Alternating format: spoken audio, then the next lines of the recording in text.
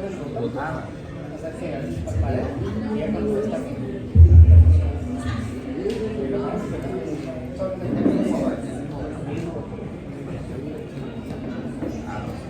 muy para allá.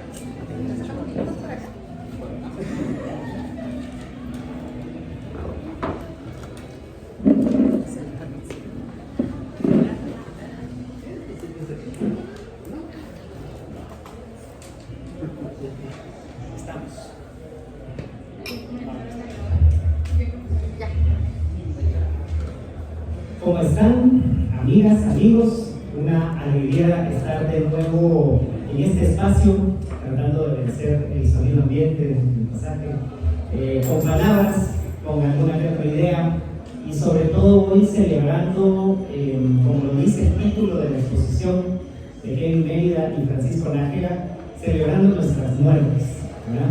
Celebrando todo lo que la muerte como uno de los motores últimos de la humanidad, quizá de los motores primeros, más bien de los primarios. El amor y la muerte son justamente esas grandes válvulas que hacen que las sociedades humanas generemos un montón de dinámicas, que creamos, que hagamos un montón de cosas de nuestro día a día en función de esos motores. Y vaya si la muerte no ha sido en este territorio que habitamos una enorme catapulta, ¿verdad? Un enorme como punto de salto, no solo individual sino social, ¿verdad? Para generar dinámicas, para generar asombro, para generar dolor también, y por lo que vemos en algunos de estos textos, para generar también gozo en alguna medida, para generar asombro ante la vida. Paradójicamente, el asombro ante la muerte nos hace valorar más y mejor la vida. Así que gracias por atender esta convocatoria, gracias por acompañarnos hoy. Hoy tenemos un panel de lujo, con amigos de lujo, con antropólogos, con poetas, alrededor de este cementerio que hemos generado en este muro, alrededor de los nombres que están aquí, de las palabras, de los conceptos que ustedes van a poder leer. Pues es una alegría recibirles en su casa. Hoy nos acompañan Jacobo Castañeda, Kevin Mérida, Carmen Lucía Alvarado, y a la distancia nos acompaña también Francisco Nájera. Esperamos verle pronto en esta su patria, en este centro histórico que gusta de patear tanto. Y pues sí, invocamos aquí la potencia creadora de Nájera, que ha sido siempre un puntal, creo yo, para la poesía, para la sensibilidad en esta ciudad de Guatemala, que tanto ha producido a pesar de tanta cosa. Así que bienvenidos, bienvenidas. Hoy queremos hablar justamente de todos estos temas, de todos estos elementos, de estas aproximaciones a la muerte, a través justamente del estímulo que significan estas lápidas, estos epitafios que acompañan nuestros nombres y que acompañarán evidentemente los nombres de todos en algún momento, más tarde o más temprano. Todos vamos a estar viendo aviones, chupando glandiolos. Entonces, pues sí, es interesante siempre enfrentarse a la propia muerte. Y en este caso lo hacemos a través del estímulo creador de la palabra y también del estímulo creador de la imagen. Y pues uno de los culpables de que estemos congregados esta noche acá, pues es el muchacho de pelo largo, ¿verdad? Bueno, dos, pero el muchacho de pelo suelto, que le dio sus manos a este muro, a esas palabras de Nájera, y que nos invita a apreciar, ¿verdad? Lo que nuestra próxima muerte nos va a hacer sentir. Kevin, ¿cómo fue el proceso de generar esta sinergia entre vos y Francisco? ¿Cómo fue gestándose y tomando forma y tomando cuerpo la idea detrás de Celebrando Nuestras Muertes?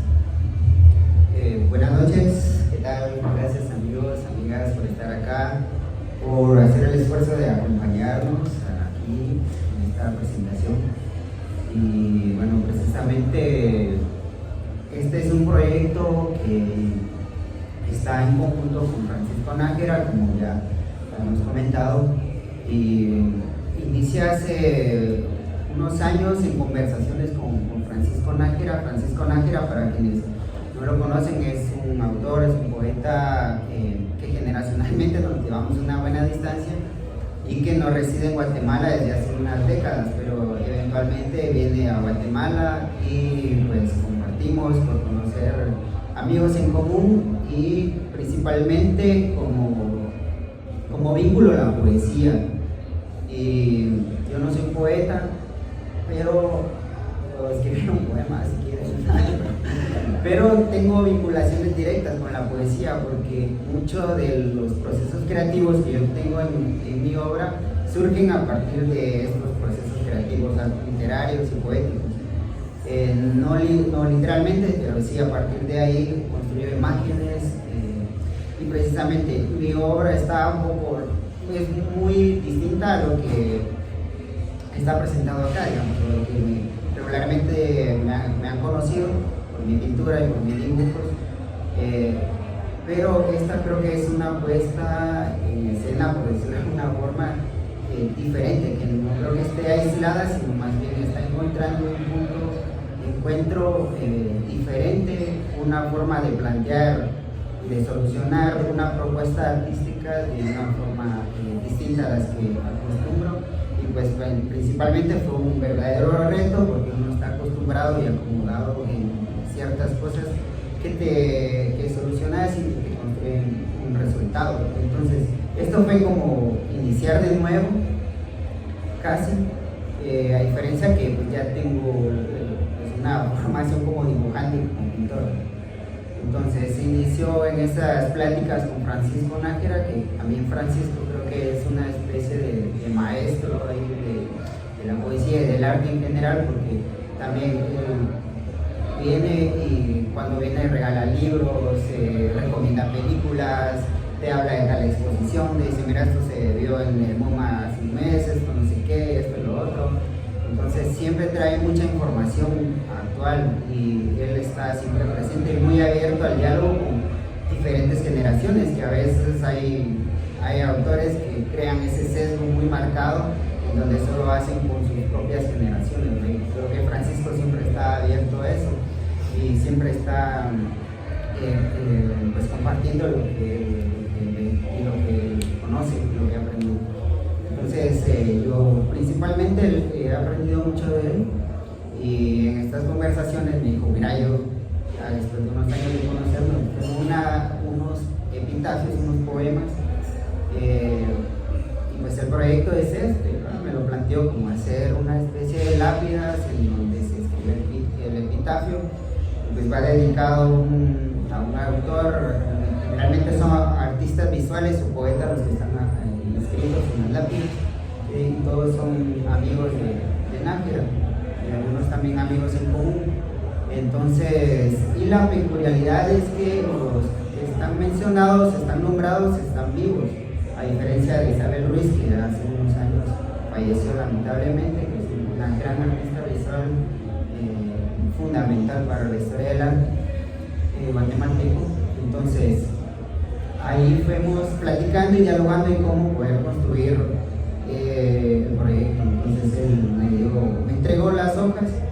Es otra de las cosas que con Nájera todo es físico, en hojas, en papel, ¿no?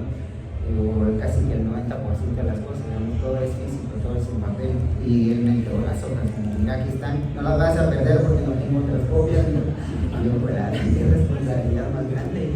Y pues estuvimos ahí y ya habíamos coordinado para presentarlo en otro espacio así como en el 2020, pero justamente cayó el fin del mundo, la pandemia, y entonces ya no pudimos lograrlo. Y afortunadamente vino desde un meteorito de este espacio a iluminar el centro histórico y creo que no hay otro lugar mejor donde se hubiera podido crear esta propuesta que rodeado de literatura y poesía, con dos amigos entregados a la poesía también, a la literatura, al quehacer literario, y eso fue magnífico, ¿verdad? Porque pues, encaja perfecto. Entonces ya construido la idea sobre la que íbamos a ir, fuimos a visitar cementerios y vimos lápidas. Lo que le interesaba a Francisco era en una época en que se hicieron unas lápidas que las personas las hacían con sus propias manos y sin sin mayores complicaciones estéticas ni nada, solo expresiones. El nombre como tal de la persona fallecida y tal vez si cabía un texto bíblico y la fecha.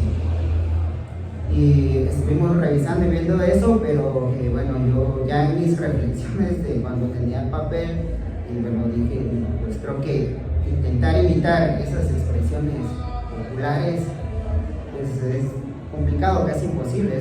Son expresiones que salen con mucha naturalidad. No se puede, creo que, intentar copiar eso. Y para mí es un encuentro entre las expresiones populares gráficas y la formación que yo he tenido como dibujante, pintor.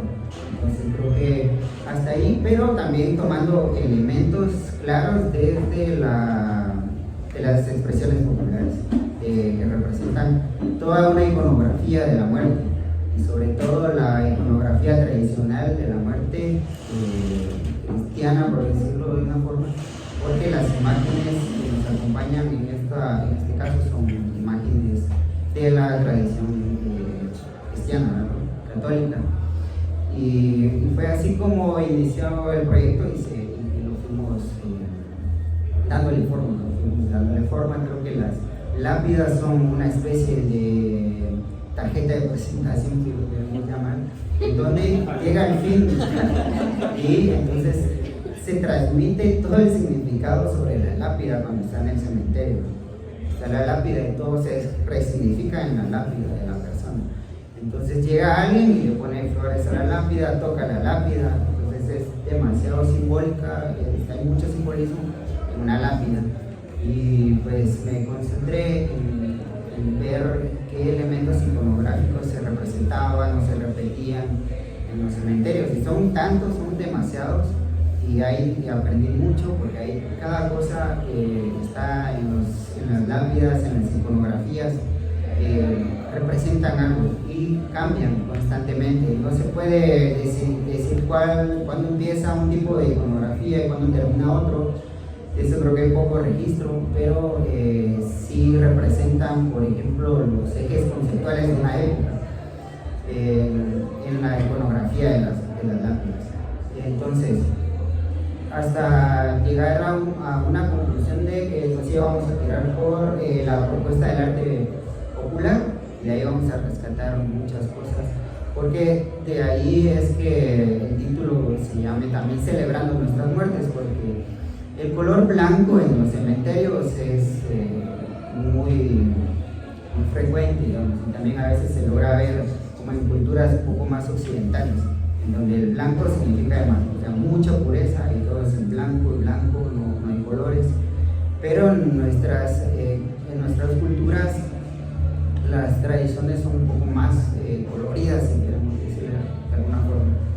Y eso creo que es de alguna forma una manera de resistir al dolor, el color, ¿verdad?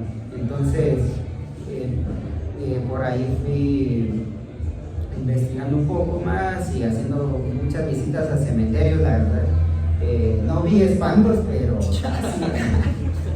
pero la verdad es que fue muy enriquecedor esto. Y sobre todo la solemnidad con la que se maneja esto de la muerte, de los cementerios, de acercarse a las lápidas, de ver qué es lo que eligen las personas para ponerle a su ser querido cuando se mueren, cuando ya no están. O sea, creo que es algo muy decisivo entre la familia, o a veces hay personas que sí dejan muy claro que quieren que sean las últimas palabras que lo acompañen. Entonces, eso creo que fue lo más, así se fue cuajando el proyecto. Y ya, como les digo, fue un verdadero reto para mí porque no había hecho este tipo de instalaciones en donde me salgo del figurativismo, del expresionista, como quieran llamar, y como una propuesta un poco tal vez imparcial, por mencionar algo, en donde no resalta mi figura como pintor, como dibujante, porque muchas personas han entrado y ¿dónde está tu obra? ¿Dónde está tu pintura? sabe que realmente yo las hice. Y otra de las cosas que es tan importante es mencionar que si tuvo un grado de dificultad muy grande, además de salirse de ese cascarón, la dificultad de crear estas lápidas. La verdad es que las personas que se dedican a hacer lápidas tienen un gran conocimiento del espacio, de la caligrafía, etcétera, ¿verdad? Ahora que están un poco más industrializadas, que anteriormente cuando había personas dedicadas a hacer lápidas es una cosa impresionante, ¿verdad? Y pues claro, las iconografías, para mencionar algo también, son muy simbólicas, ¿verdad? Hay cosas muy, de hecho, con hechos poéticos dentro de las imágenes, como, no sé, por ejemplo, la Virgen del Carmen, del Carmen que está aquí, que es la Virgen que ora por las almas en el purgatorio, ¿verdad? Entonces son como pensadas ya para una persona que esté en esa situación, y así, etcétera. Está el Jesús en el huerto, por aquí. Y pues es un Jesús que está pidiendo piedad, literalmente, de venir, que ya sabía de alguna forma. Y etcétera, hay tantas cosas muy, muy interesantes. La que me llamó mucho la atención fue uno de los ángeles, que cuando lloran, por ejemplo, es porque están lamentando una muerte prematura. Y cuando hay ángeles que están con las alas extendidas, es porque pues fue directamente al cielo, y regularmente representa la muerte de bebés, etc. Y lo cierto es que la estética de los cementerios es tan amplia, la iconografía también muy grande, que puede también segmentarse desde la vista cultural, económica, política, etc. Pero para eso ya tenemos a nuestro amigo aquí, antropólogo, que nos deja extender algo de eso. Pues ya no me extiendo más, eso es lo que quería compartirles. Estamos a la orden, pues si quieren una lápida, una tarjeta de presentación. Estamos viendo el surgimiento de un nuevo modelo de negocio en la vida de nuestro querido artista. Justo después quiero que volvamos a algunos elementos de diseño, de pautas, que tienen que ver con la cultura popular y con una tradición también, ¿verdad? Ya lo platicaremos después. Justo algo que pensábamos para este conversatorio, para acompañar un poco las lecturas que se puedan hacer de esta pieza visual y de lo que ven también en la vitrina, pensamos en dos patas, ¿verdad? Que han estado siempre, que apuntalan un poco nuestro conocimiento y nuestra experiencia y nuestras sensaciones asociadas a la muerte. Una de ellas, sin lugar a dudas, fundamental, es la poesía, y la otra, pues las ciencias sociales, el análisis de la cultura, de cómo se construye la muerte en términos colectivos. Y escuchando hablar a Kevin, volteaba a ver hacia esa pared, que aparentemente es muy distinta a esta que tenemos enfrente con lápidas. Pero yo creo que si hacemos un censo de todos los nombres de individuos que están aquí, en una biblioteca, en una librería, nos daríamos cuenta que estamos en realidad perpetuamente rodeados de muertos. Un montón de gente muerta. Boccaccio, por ejemplo, hace cuántos siglos está muerto este hombre. Thomas Wolfe, James Joyce, Virginia Woolf, un montón de gente que está aquí están muertos. Pero ahí sucede esta paradoja maravillosa que la poesía permite, de estos muertos que nos hablan al oído. En este caso, muertos que nos hablan directamente a los ojos y que nos dicen cosas absolutamente sustanciales para nuestras vidas, a pesar de que nos separen siglos, a pesar de que nos separen culturas, idiomas, países. Ahí hay mensajes cifrados de vidas como condensados, ¿no? Como que es una condensación de una vida absolutamente ajena, que ya no está muerta y que nos dice cosas. Y entonces yo quisiera preguntarte, Carmen, vos has tenido una relación muy íntima, diría yo, y casi obsesiva, si no es que obsesiva, con la muerte, que ha sido uno de los, de los disparadores fundamentales para tu proceso creativo, para tu pensamiento, para tu día a día incluso. ¿Cómo es esa relación con la muerte y cómo lo amarras a esto que estamos viendo aquí a través de las palabras de Francisco Naya? Buenas noches.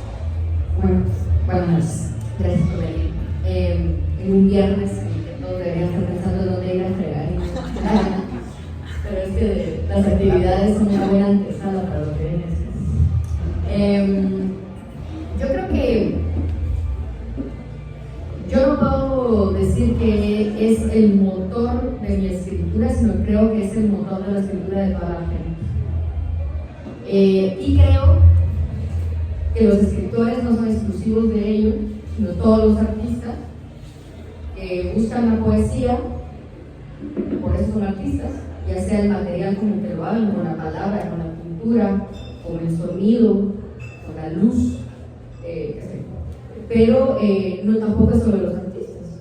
Los artistas son esta tribu de personas encomendadas a nombrar y a darle forma al mundo que toda la humanidad siente. Entonces es toda la humanidad, y no es solo la humanidad, es toda la existencia. Porque que nosotros tengamos el lenguaje entre las manos, que tengamos según nosotros el monopolio de la razón, no quiere decir que toda la existencia tenga sus propios códigos de pensamiento, sus propios miedos, sus propios ciclos entre el nacimiento y la muerte, y que a todos en alguna medida nos parezca que la vida más bien es una perturbación, ¿verdad?, en la inmensa y hermosa noche de la muerte. Entonces, ni es una escritura, ni son solo los escritores, ni son solo los artistas, ni solo la humanidad, sino que es toda la existencia, ¿verdad? Entonces, lo que pasa es que esto se va decantando, por decirlo de alguna forma, porque necesitamos inventar un orden para nombrar el mundo. Porque si una cosa es real, es que la vida es total y plenamente aterradora. Y van a decir, ah, qué pesimista, qué horror, tal si la vida es hermosa. Pero sí, claro, ¿verdad? O sea, nadie dice que cuando algo es hermoso no es perturbador. Nadie dice que cuando uno disfruta de estar vivo, también es una pregunta demasiado apabullante como para tomarla a la ligera, ¿verdad? ¿Qué? O sea, primero, esto corresponde a los filósofos si nos pusiéramos a clasificar estas cosas, ¿verdad? Pero no, la cuestión es que todos tenemos ese instinto del filósofo que pregunta, el instinto del poeta, hermano del filósofo, que tal vez nunca debió separarse, y el instinto de todo el que puede maniobrar la realidad con el material que le haya sido dado, ¿verdad?, con el talento que haya podido atender. Entonces yo creo que lo que pasa es que nosotros no somos sin la muerte. No somos sin la muerte, y aunque en teoría, y de hecho también en la práctica, a fuerza de tanto existir, le tenemos miedo a la muerte, simplemente porque la desconocemos. Y siempre tal vez es un lugar común, pero ¿cómo podría ser nuestra no existencia y qué terrible puede ser la existencia? Pues? O sea, ¿cómo podemos, y casi que debemos, también tenerle miedo a la vida? Y las palabras como miedo, como muerte, como horror, no están puestas absolutamente del lado malo de las cosas. Porque aquí también vamos a hablar mucho de lo que significa culturalmente la muerte, dependiendo del lugar en el que hayamos nosotros nacido, dependiendo de las influencias que tengamos. Vivimos en un mundo que tiene un centro cultural que se impone, ¿verdad?, y que aniquila otras formas, ¿verdad?, y que entonces da un relato oficial. El relato oficial de Occidente, el relato oficial europeo, que contagia a esta parte del mundo, también la enriquece, porque en todo contagio también hay vida, pues, también hay nuevas formas. Pero la cuestión es que, para el caso, en la vida nuestra, el lugar y el espacio y el tiempo que habitamos, si calificamos a la muerte es lo malo, es lo oscuro, es lo desconocido, es casi sinónimo de castigo, ¿verdad? Pero ¿qué pasa cuando no solo nuestras culturas antiguas, y no solo antiguas, sino latentes, nuestras culturas en resistencia, ¿verdad? Sino las culturas de otras partes del mundo, conciben a la muerte de muchas otras formas? Y entonces esa mezcla hace un tejido maravilloso, y un poco esquizofrénico, porque la verdad es que a veces no te entiendes que yo tengo una relación con la muerte que yo le tengo respeto, le tengo amor, la considero una cosa absolutamente sagrada, igual que el mismo miedo, ¿verdad? Son como cosas demasiado totales que purifican, vamos a decir, sacralizan la vida, ¿verdad? Pero también le tengo miedo. Yo no quiero que se muera mi mamá, yo no quiero que se muera mi papá, no quiero que se muera la gente que tengo cerca, le tengo pavor a que les pase algo. Si yo estoy bien, quiere decir que no hay muerte. Si la muerte está cerca, quiere decir que no estoy bien. Y entonces toda esta onda de que yo la amo y la quiero y la respeto, ¿en dónde queda el momento del miedo? Nadie dijo que la muerte, que por más buena que sea la muerte, más reconfortante, o en el sentido más poético de pensar la muerte, que no tengamos que tener miedo y que no queramos, en la medida de lo posible, estar bien, sanitos, todos contentos y felices. Pero eso es irreal también. No hay nada más real que la muerte, y que la enfermedad, y que el temor, ¿verdad? O sea, es más fácil imaginarse la muerte y lo que puede suceder eventualmente, que imaginarse un mundo sin muerte, sin miedo, sin tránsito hacia la muerte. Entiéndase enfermedad, accidente, no sé, suicidio, estas cosas, estas vías por las que acudimos a la muerte. Es de pensar un segundo, ¿verdad? ¿Cómo sería la vida sin muerte? Y es que no, pues, eso es irreal. Es más fácil entender que algo va a dejar de existir a algo que existe siempre. La única cosa que existe siempre, para siempre y por siempre, es la misma muerte. ¿Está bien? Entonces es el círculo, ¿verdad? Es el círculo que, como toda revolución, ¿entiendes? El movimiento de las revoluciones, hace que pensemos, que sintamos, que nos justifiquemos. Pero hay muchas palabras que nacen a la par de la muerte: silencio, oscuridad. Y ahí empiezo a hablar del poeta que nos convoca acá, que es Francisco Nájero, que afortunadamente solo no está, pero que tiene obsesión, tiene no son ni siquiera metáforas obsesivas, es ese pensamiento obsesivo que habita en su escritura, que es el silencio y la muerte. La escritura misma, la escritura como la guía para acudir a ese silencio y a esa oscuridad. Así como un accidente, una enfermedad, un suicidio nos lleva a nosotros a la muerte, la escritura obsesiva del silencio y la oscuridad en la obra de Nájera es la guía para llegar a la muerte. Y entonces digamos que estos temas nacen a la par de la muerte porque le pertenecen, ¿verdad? Y nosotros pertenecemos a ellos, o eso creemos, porque nadie conoce ni el silencio absoluto ni la oscuridad absoluta, pero ni un ciego, ¿verdad? Un ciego intuye la luz, ¿verdad? Cuando estamos en absoluto silencio, eso se va a romper en un segundo, en una hora, en un día, se va a romper. Nadie conoce el silencio absoluto. Entonces lo escribimos para entenderlo, pero no para responderlo. ¿Qué es la muerte? ¿Qué es el silencio? ¿Qué es la oscuridad? No vamos a responder, porque si lo respondiéramos, acabaríamos con la sacralidad de la muerte. Pero si no lo preguntamos, no estamos existiendo, porque la primera anomalía es estar vivo. Entonces yo les digo todo esto porque creo que la poesía, voy a decir poesía para hablar de toda la cuestión que tenga que ver con la sensibilidad, todo el arte, los códigos culturales, el arte colectivo que hemos inventado para darle cabeza a la muerte. Es que la poesía no puede existir sin muerte.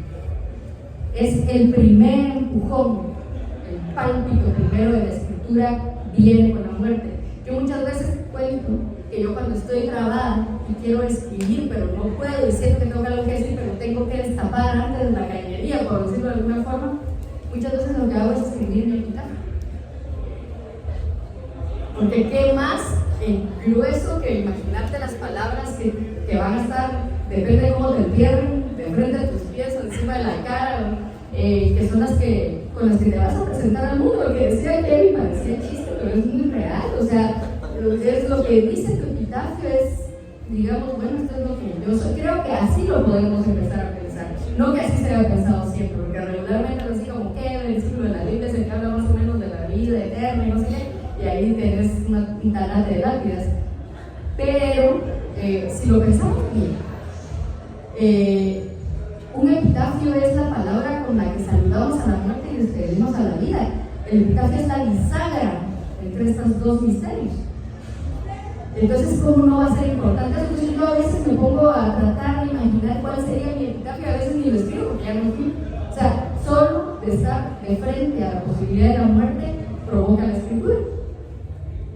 Y entonces ver este montón de epitafios acá es por demás, yo creo que es uno de los poemas más hermosos que ha hecho Nájera, y eso es decir un montón, ¿verdad? Eso es decir un montón, porque Nájera es un escritor maravilloso, que ha escrito poemas esenciales y tremendos, pero que haya cubierto la pared de una librería con los nombres de sus amigos, además, ¿verdad? Imaginando su muerte.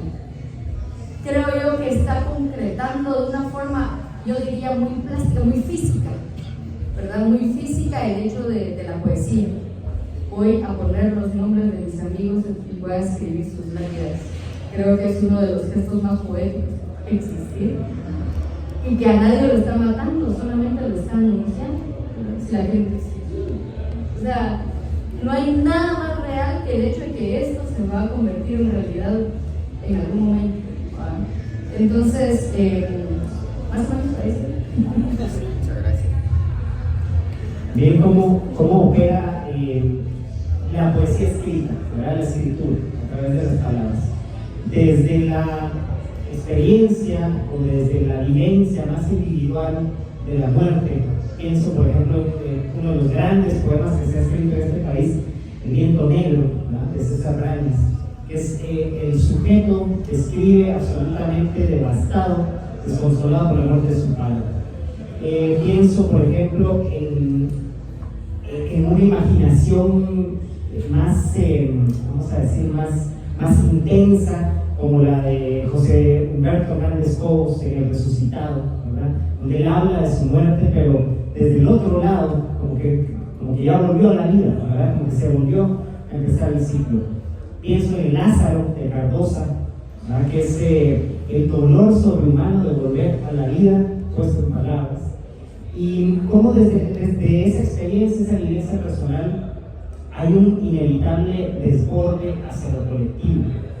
Y entonces es imposible dejar de pensar en una de las tantas paradojas que está escondida, que está escrita en la larga noche de la evolución hacia la conciencia y hacia lo que ahora entendemos como humano, y es ese origen absolutamente remoto en el que empiezan a aparecer tumbas, ¿verdad? Hay una especie de salto evolutivo significativo de dejar los cadáveres en el piso para que se pudran, a prepararlos y a llevarlos a una nueva etapa. Eso genera en la conciencia humana un antes y un después. Y es muy curioso que probablemente en esos momentos en los que estamos absolutamente perplejos ante la muerte de alguien que conocimos y tal, en ese mismo momento también la humanidad descubre lo que significa poder matar, ¿verdad? Nos asombra y nos aterra la muerte, pero también podemos producir y provocar la muerte. Y esto pues genera una enorme cantidad de reacciones, de causas y de consecuencias que al día de hoy, muchos millones de años después probablemente, siguen teniendo manifestaciones concretas en lo social, en relación a la muerte. Yo quisiera, Jacobo, que hablemos un poco de esas indagaciones que vos has hecho en relación al hecho de la muerte, desde cómo se construye en términos de las sociedades, y qué nos tiene que decir esta ritualización de la muerte de la colectividad que a fin de cuentas somos. Bueno, antes que nada, empezar obviamente agradeciendo a Kevin y a Francisco Nájera por invitarnos a reflexionar sobre este tema, que yo creo que es menos común de lo que a veces podemos pensar en la cotidianidad que a veces nos conlleva como sujetos pensar y concebir la muerte. Este trabajo realmente es un llamado a pensarnos no solo nosotros, sino que precisamente, como decía Luis, a pensarnos como colectividad. Y también agradecer a Carmen y a Luis por estar aquí compartiendo ideas en este espacio tan querido que es la CACA. Es importante un poco lo que ya se ha hablado, pensar que la muerte es un evento que nos va a llegar a todos. Es inexorable, es una realidad concreta. A mí me gusta mucho cómo lo aborda Ricardo Falla y vincula la muerte con la vida, obviamente, como no puede ser de otra cosa, y lo llama los dos grandes umbrales, el nacimiento y la muerte. Y cuando Kevin y Julio me proponían esta pequeña intervención, me hacían énfasis en el título de la exposición: celebremos nuestras muertes. Cómo desde la cultura construimos la muerte. Aquí viene porque a veces analizar la cultura, la nuestra principalmente, y analizar el bagaje histórico de todos los pueblos que han conseguido distintas herramientas y distintas formas de construir su realidad a través del tiempo, nos interpela bastante. Y yo creo que la primera interpelación que yo tuve personalmente al momento de abordar la muerte como problema de investigación fue encontrar que siempre pensé que la muerte era un evento individual. La muerte, es decir, mi muerte, la muerte de mi mamá, de mi papá, de mi hermano, de mi tío, de mi abuela, se focaliza en el sujeto, en la persona, como no puede ser de otra forma, la persona que está falleciendo. Sin embargo, en esa predilección, podríamos llamar, en esa tendencia a individualizar, perdemos de vista que la muerte en realidad conlleva un hecho cultural, un hecho social, un hecho colectivo. Como lo dijo Durkheim en el siglo XVIII al proponer que el suicidio era un hecho social. O sea, una persona no se mata, no se quita la vida porque le dan ganas de una noche a otra. Es un hecho social, es un hecho colectivo, es un proceso que la sociedad lo lleva, lo arrincona, le abre la brecha hacia esa acción concreta. Lo mismo pasa con la muerte, pero tal vez en un sentido inverso.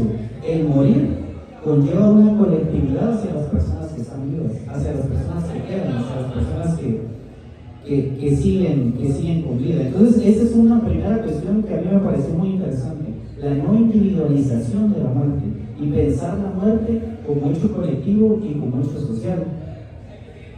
Hay muchas formas de pensar cómo vivimos y las cuestiones que condicionan nuestra realidad.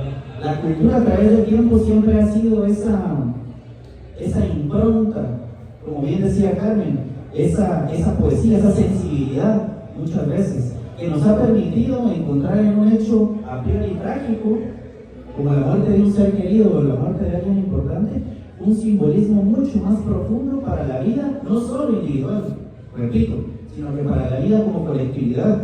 Un ejemplo que a mí me gusta mucho dar cuando hablo de esto es Heródoto de Halicarnaso, probablemente el historiador griego más importante de la antigüedad, relata una historia donde Darío, el rey de Persia, el más grande rey de Persia, en el apogeo, el padre de Jerjes I, invita a unos griegos y les dice: ¿cuánto dinero quieren por comerse el cadáver de sus padres? Para los griegos, están acostumbrados a cremar los cadáveres, a quemarlos. Eso fue un choque muy fuerte. Y le dicen: no, esto es imposible, nosotros no podemos hacer eso. Y entonces Heródoto después dice que el mismo Darío llama a un pueblo que se denomina los caritas, que todavía hay una duda de qué pueblo exactamente es, pero es del sur de Turquía, de eso estamos seguros. que tenían prácticas caníbales.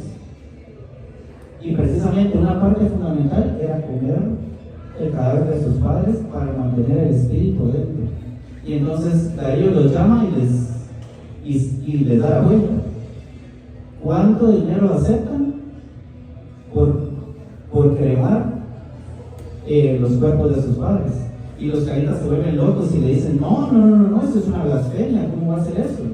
500 años antes de nuestra era. Esto ya nos muestra un poco cómo culturalmente sí construimos la muerte.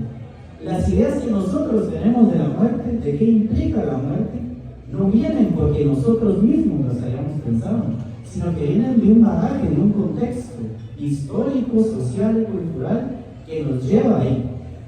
Entonces, la muerte toma significado, toma simbolismo, toma profundidad en esos propios contextos simbólicos en los cuales precisamente se van construyendo a través del tiempo y toman sentido. Entonces la cuestión es que celebremos nuestras muertes y de que nos estemos aquí hablando sobre este tema. Me permitía hacer un breve recorrido de cómo se ha simbolizado la muerte desde distintas culturas para tener un crisol precisamente de qué estamos hablando.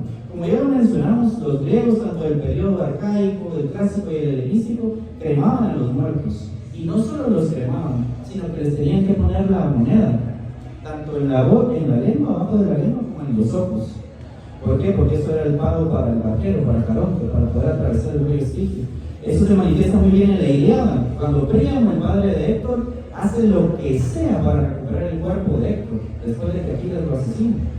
Esa desesperación de Príamo es precisamente para poder darle las honras fúnebres a su hijo y que pudiera atravesar el río Aqueronte para poder entrar a Hades y que no se quedara como la creencia que iba a haber 100 años a las orillas sufriendo y vagando sin sentido.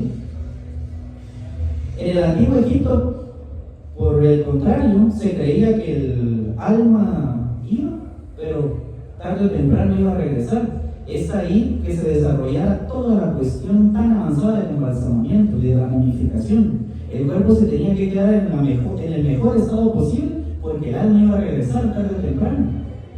Contrariamente a ciertas corrientes hinduistas, donde hay que quemar el cuerpo y quemarlo lo más rápido posible porque el cuerpo es un impedimento para que el espíritu trascienda al siguiente paso.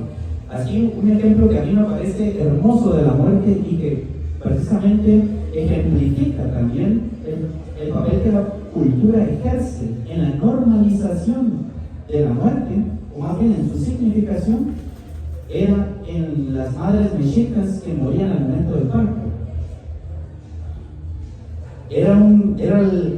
Tristemente una realidad muy común. Entonces la propia cultura mexica desarrolló un simbolismo en torno a la muerte del parto y se recitaba una oración especial y se les consideraba guerreras e iban a reposar junto a Huitzilopochtli, el sol, con la venia de su madre Tonantzin-Coatlicue, y la oración es preciosa. Esto ya nos da la muerte, ya nos da la pauta, repito, de cómo se puede normatizar la muerte desde distintos puntos. Estos casos y ejemplos de diversas partes del mundo ya nos muestran cómo el proceso de morir y la llegada a la condición de muerte han sido elementos concebidos de todas las formas posibles, ya sea como derrota o triunfo, como castigo o recompensa, como continuidad o transformación e incluso como liberación y oportunidad. Y esto nos lleva a la pregunta inmediata y que desemboca obviamente en la exposición: ¿qué modelo de muerte tenemos? ¿Cómo pensamos la muerte? ¿Desde qué puntos cardinales tenemos nuestra idea de muerte? Que Carmen ya daba bastantes puntos. Hay una cultura hegemónica occidente, que nosotros somos culturas o sociedades occidentalizadas. Yo creo que nuestra sociedad occidentalizada y su paradigma de pensamiento ha generado no solo la muerte, sino que varios procesos sociales desde una triada, y es el iluminismo, que con su impronta de la razón científica, el cristianismo obviamente, y el capitalismo como sistema económico y social. El iluminismo y la razón científica nos dicen que la muerte es el momento en el que el cuerpo deja de tener funciones. Eso en la antropología de la muerte se conoce como muerte biológica. Sin embargo, hay muchos más tipos de muerte. La muerte social, por ejemplo, que es una realidad en todas las culturas. La muerte política que propone ahora como nuestro presidente electo. Es decir, existen varias cuestiones de la pérdida, del dolor, del duelo, que superan la mera biologización y la concepción biologicista de la muerte. Entonces, el problema con esto es que nos vuelve una sociedad y una cultura estrictamente tanatofóbica. La muerte en nuestra cultura es un tabú. Hablar de la muerte, y no solo de la muerte, sino que del papel del doliente, o como doliente, es un tabú. ¿A cuántos no? Al menos a mí me pasaba mucho. Decía, ay, ya se va a morir tal persona, que la miraba de chiquita y mi mamá, eso no se dice, hombre, eso no es así. ¿Cómo decís eso? Es una falta de respeto. Pensar en la muerte es un tabú en nuestra sociedad. Y esto lo manifiesta muy bien un historiador francés que se llama Philippe Arié, que analiza precisamente la concepción de la muerte a través de distintas etapas. Y él manifiesta que a partir del siglo XX, con las guerras mundiales y la creciente y gran urbanización e industrialización y la centralización en centros urbanos, se fue progresivamente perdiendo los retenes culturales y sociales que tenemos en función de la muerte. Por ejemplo, que todavía se ven muchas comunidades y pueblos que todavía nos permiten ver esos vestigios culturales de la resistencia y de las concepciones colectivas sobre el morir. Antes del siglo XIX era, por ejemplo, obligación de que cuando moría alguien se tocaban las campanadas de la iglesia. Eran los propios familiares los que preparaban el cuerpo. No había ya un sistema económico de funerarias que ofrecían los servicios, sino que era mucho más comunitario. El acompañamiento y el velorio en la casa, llevar la comida, que la familia no se preocupara por nada. El acompañamiento al cementerio en caravana, como pueblo, como sociedad, como colectivo, como barrio, etcétera, etcétera, etcétera. A partir del siglo XX, él lo llama la muerte invertida, la concepción que tenemos actualmente. Porque la muerte deja de ser visible, deja de ser social, deja de socializarse, deja de comunicarse y pasa al ámbito privado, al ámbito individual, al ámbito de la vergüenza, al ámbito de la pena y del tabú.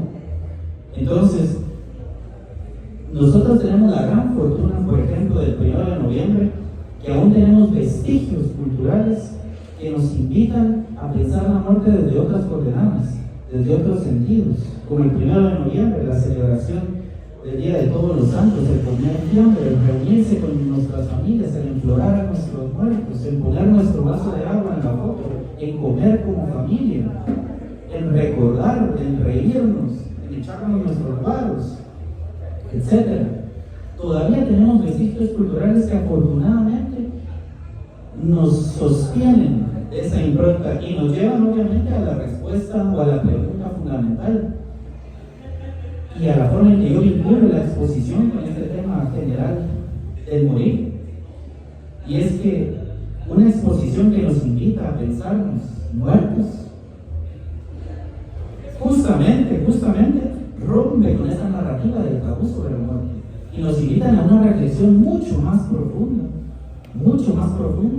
desde dónde estamos pensando la muerte y por consecuentemente también la vida, aclarándonos a diversas formas de vivir la muerte y a vivir nuestras muertes.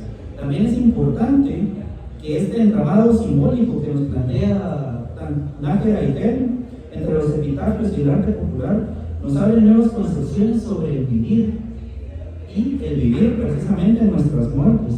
Nos recuerda el umbral por el que todos habremos de transitar y por el cual no debería de haber un miedo, sino una aceptación esperanzada del tránsito y de la posible transformación, no como individuos, ni desde el miedo, ni desde la pena, sino que desde la esperanza y desde la colectividad de una cultura y de una sociedad, de un cuerpo social que nos invita y que nos recuerda que todos estamos destinados a morir. Y a través de ese parámetro lo que decía Carmen precisamente, la sacralización en torno a la muerte a la larga nos invita a reflexionar sobre nuestras vidas, sobre nuestros procesos. Y creo que eso es la parte retadora de esta exposición, que nos invita precisamente a hacer esta autorreflexión desde el arte, y esta reflexión colectiva también, desde el arte y desde las letras, que creo que es la forma más profunda y más emotiva y más empática de poder abordar un tema tan eterno para la humanidad como lo ha sido la muerte. Muchísimas gracias, Caco. ¡Bravo!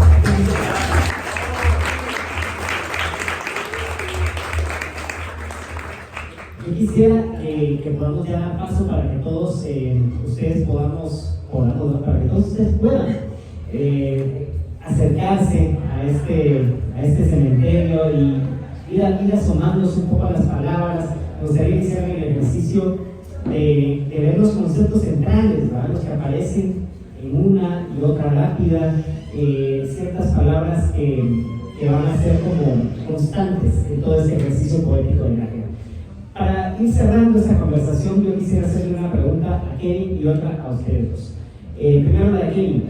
Un poco para amarrar tu intervención inicial, yo quisiera preguntarte, ¿cómo fue para vos? ¿Qué sentiste?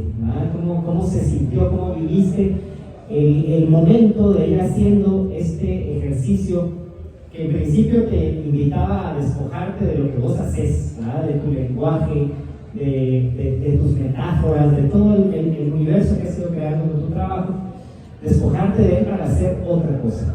Y en segundo lugar, como ir grabando, ¿verdad? Esas letras que son pues, los nombres de gente que conoces y las palabras que iban acompañando cada uno de esos nombres. ¿Qué te generó a vos a nivel de sensación todo este proyecto? Bueno, pues inicialmente cambiar la dirección de la creación en la que precisamente me encuentro constantemente, y es un ejercicio casi diario, ¿verdad? De estar constantemente recurrir al papel o al lienzo con cierto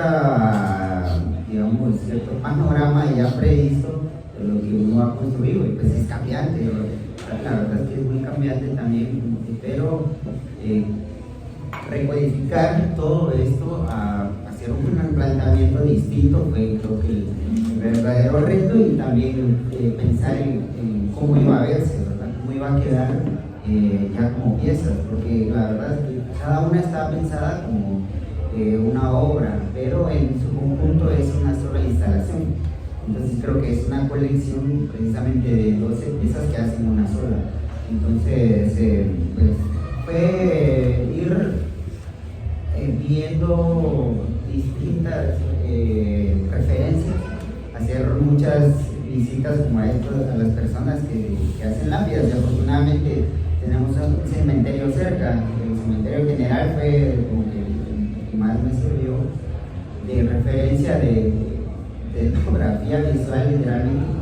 Y entonces lo más difícil fue, creo, las letras, representarlo, hacer las letras. De verdad representó un gran reto, y a partir de eso creo que hay una profunda admiración para las personas que hacen caligrafía, para las personas que graban letras, y además que ha sido una de las profesiones que han quedado relegadas por ahí por el avance tecnológico, ¿verdad? Y la inmediatez del avance tecnológico. Entonces hay muy pocas personas que conozco que hacen caligrafía, ¿verdad? Por ejemplo, el tío de Pam, que es un gran calígrafo. Yo una vez me lo encontré y le dije, maestro, mira, tengo una duda porque de verdad tengo un proyecto que las letras no me salen, tengo un montón de borradores ahí. Y me dijo, sí, llámame, te voy a dar un tip. Y en total, en cosas como esa, me preguntaron mucho. El reto fue grande, y pensando en las imágenes también, en seleccionar por las personas que estaban, habían unas que justamente coincidieron. Por ejemplo, el de Carmen, creo que fue de los primeros que pensé, por la Virgen de Carmen también, y queda genial, porque va el nombre y se encaja con el personaje personaje, digamos, de Virgen Carmen, y justamente quedó como una pieza encajada. Y pues pensaba cuando lo estaba haciendo, solo como un hecho más de trabajo, ¿verdad? De sentarse y trabajarlo, pero cuando hay en este caso con personas que están conocidas y que les tengo más cariño, hay unas personas que conozco más que otras, solo pensaba en que pues, estoy haciendo lo que, no sé, tal vez pueda ser su tarjeta de presentación de algunos años o algo así, pero creo que sí, como digo, las visitas y la solemnidad que se le hace a las lápidas, creo que eso también se resignifica, ¿verdad? en estas piezas, porque es resignificar la persona a una pieza, en sí, una lápida, porque creo que en eso se piensa cuando uno ve las lápidas, cuando uno está frente a una lápida, se piensa en una persona, más allá de, puede ser la tumba que esté hasta abajo y la persona esté nombrada por una lápida y entonces hacemos referencia, ¿no? Y eso fue pues el gran reto y pues, creo que quedé satisfecho con muchas cosas y lo aprendí mucho.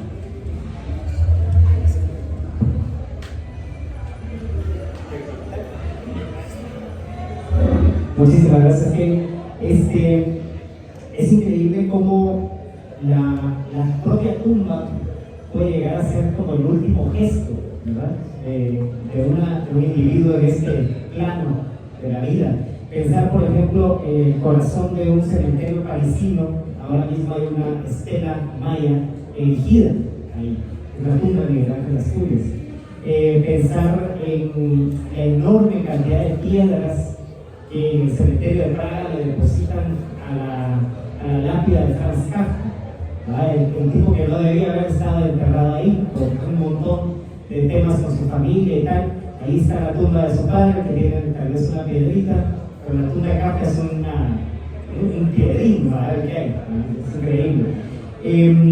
Y recordaba también un elemento del libro de Falla que mencionaste, que tiene un título hermoso, esa muerte que nos hace vivir, ¿verdad? Es un libro que recomendamos altamente y que tiene un montón de elementos para pensar la vida y todas sus etapas.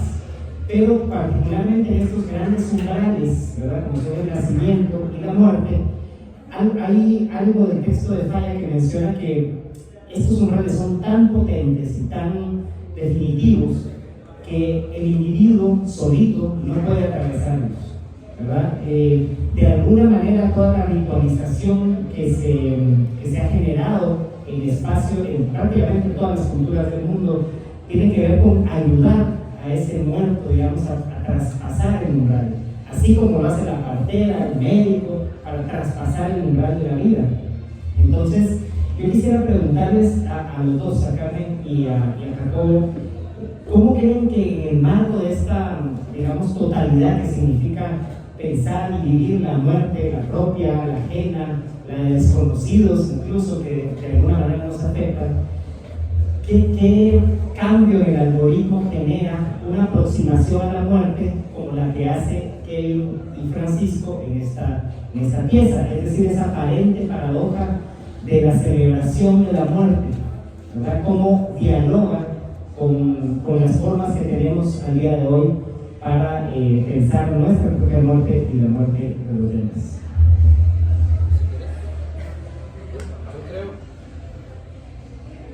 Yo creo que algo fundamental en estas exposiciones que saca precisamente un poco de lo que hablaba al final, saca la muerte del ámbito privado y lo lleva de nuevo a una discusión colectiva en torno a la muerte y a nuestras muertes, que es todavía más retador.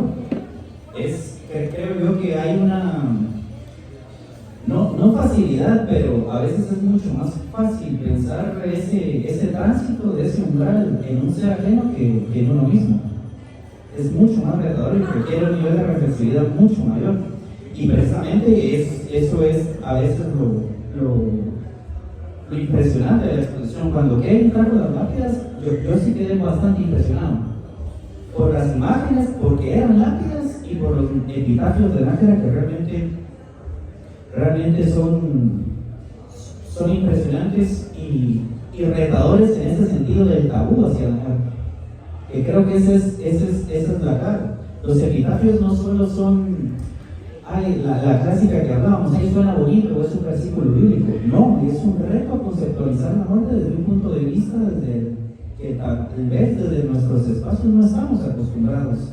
Y ese dislocamiento de esa concepción rígida, estigmatizada que tenemos del tránsito, del paso del ser al no ser, diría Falla también en esa muerte que nos hace vivir, es precisamente lo valioso en el sentido reflexivo de esta exposición. Y creo que ese es un aporte muy importante, dejar que la muerte sea, o que se dé, o que se viva desde lo privado y desde el estigma del tabú, y que vuelva a ser una realidad colectiva y socializada en todos los sentidos posibles de la vida y de la existencia. Me gusta mucho la palabra que usaste, dislocar. O sea, porque otra cosa la que es inherente a la existencia es el relato, y una de las grandes herramientas, armas, vamos a decir, que tiene el poder siempre, el poder en este caso cultural, significado desde Europa y todo lo que toca, es que el relato es lineal, que tiene principio, nudo y desenlace. Y entonces, en ese gran relato de la existencia de toda la gente, pues uno nace, crece, se reproduce y muere. Exactamente, o sea, son estos grandes, o sea, los hitos, vida y muerte, poblados de unas cuantas cosas en medio, y así es, y es inalterable. Entonces, dislocar eso es súper valioso. Y que efectivamente hace esto, y hace, creo yo, lo que pasa con la instalación de Ángel y de Kevin es que es muy efectivo, ¿verdad?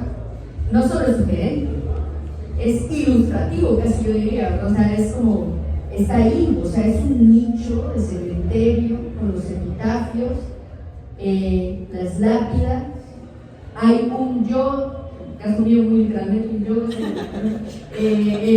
intuitivo atrás de ese lápiz, un yo efímero aún, pero eventualmente no lo va a hacer, va a ser este cuerpo que habito atrás de un epitafio. Creo que es muy efectivo, y es como que ese relato, que vamos a hacer de cuenta que es de nuevo un círculo, ahora se está moviendo, es como meterle un palito a la llanta, ¿verdad? Y se rompe, y entonces los relatos ya no son solo la línea en la que va la rueda, sino es todo lo que está alrededor. Y creo que esto es sumamente valioso. Por otro lado, creo que un poco eso es lo que hace todo el arte, ¿no? O sea, lo que pasa es que es muy efectivo y es muy gráfico y es muy directo y es inmediato, como han sido también otras cosas, ¿no? Al principio andaba yo como, me di cuenta que no tenemos en la Aleph de Borges, en la librería, porque lo estaba buscando. Porque el segundo cuento de la Aleph, probablemente ustedes lo han leído, es un libro muy leído, la Aleph de Jorge Luis Borges. Creo que es el segundo, creo que es el que se llama El Inmortal. Los Inmortales. Los Inmortales. La narración de estas cosas maravillosas que solo Borges pudo hacer, estos relatos que no son lineales, sino que son como cajas chinas, ¿no? O sea, que empiezan los personajes y las circunstancias y se abre la caja y adentro hay otra caja y adentro hay otra caja y adentro hay otra caja hasta llegar de pronto a la primera o a la tercera si se antojaba, ¿no? Y es esta persona que empieza a escuchar sobre la fuente de la vida eterna, que hay una ciudad que está habitada por los que la encontraron y nunca mueren, y hay unos relatos espectaculares de la ciudad y en medio de un desierto, en la que la gente es feliz porque no va a morir, y hacen obviamente tienen todo el tiempo, el tiempo no se acaba, para construir unas ciudades impresionantes y hacer a partir de la cultura de los muertos, de los vivos para siempre, ¿verdad? O sea, construyendo y llenando de significado otras cosas. Entonces empieza la expedición y busca el lugar este. Llega eventualmente a un lugar vacío, semi-ruinoso, de formas extrañas, abrumador, por otras razones, mas no por las que él pensaba, ¿verdad? Eventualmente sale del lugar y afuera había un troglodita, un hombre, semi-hombre, ya humanoide, dirían, que eran famosos, que estaban como ahí en el trayecto, ¿no? Que aparecían y si tenía uno suerte le daban señas de cómo llegar a la ciudad esta. Lo pasa viendo de ida y de regreso lo vuelve a encontrar. Y él está, por alguna razón, ahorita yo no me acuerdo, obsesionado con algo que había escrito Homero, no sé si en la Ilíada o en la Odisea. Y entonces quiere ir en busca de eso, a algún lugar. Y le habla al troglodita y le empieza, pero el troglodita lo mira y dice casi como que si fuera un perro o un animal que a duras penas se entiende que le estoy hablando, me ve y sigue como, no sé, se ocultan rascándose y viendo así el mundo, ¿vale? Y digo, ¿pero qué estoy haciendo con eso? Y le empieza a recitar ciertos versos de la Ilíada, creo que es, no me la Odisea. Y de pronto, como quien viene a la razón, el troglodita lo ve y dice, hace mucho que escribí esas cosas. Es Homero, que había sido uno de los que había habitado esa ciudad y se quedó vivo para siempre. Se convirtió en esos trogloditas que andan allá afuera. Porque para ellos perdieron una cosa que nosotros los inmortales tenemos, y es el privilegio de que las cosas pasan una vez y se acaban en tiempo limitado, y que esto que está pasando no se repite, como de la cuestión exclusiva, única, que le da a uno la vida, es el estímulo, la onda esta de solo ahorita va a pasar, y así va a ser, y después nunca jamás va a volver a existir. Y en eso se resume la vida, es este momento y después ya nada. ¿Cómo es cuando se pierde eso? Te volvés en este troglodita que le da lo mismo, le da igual charla que Juana, si es de día, si es de noche, si escribió uno de los hitos de la humanidad, como la Ilíada y la Odisea. Solo es un ser que va a existir siempre y todo se pierde. Creo que cosas como esta le recuerdan a uno, afortunadamente, y gracias a Dios, que es la muerte, ¿verdad? Dios es la muerte del otro lado, porque igual de inexplicable es Dios, igual de inexplicable la poesía, igual de inexplicable es el cosmos para nosotros, y tal vez se hizo un montón de nombres que le damos a lo mismo.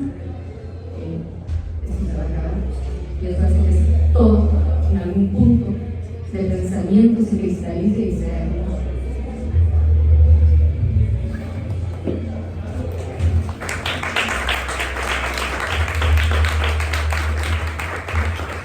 Muchísimas gracias, Carmen, muchísimas gracias, Kevin, muchísimas gracias, Jacobo, gracias a todos y a todas ustedes por hacer el ejercicio de pensar mientras suenan los éxitos del rock en tu idioma. Eso hace más difícil el ejercicio, pero gracias por estar acá. Los muchachos son muy generosos y muy buena onda y tienen allá unas botellitas de vino que están esperando por ustedes. Así que quisiéramos que la conversación que suele suceder, ¿verdad?, entre todos los que asistimos a una presentación, suceda efectivamente pero con una copita de vino o de agüita mineral, ¿verdad? Que está allá en la barra y que podamos conversar, que les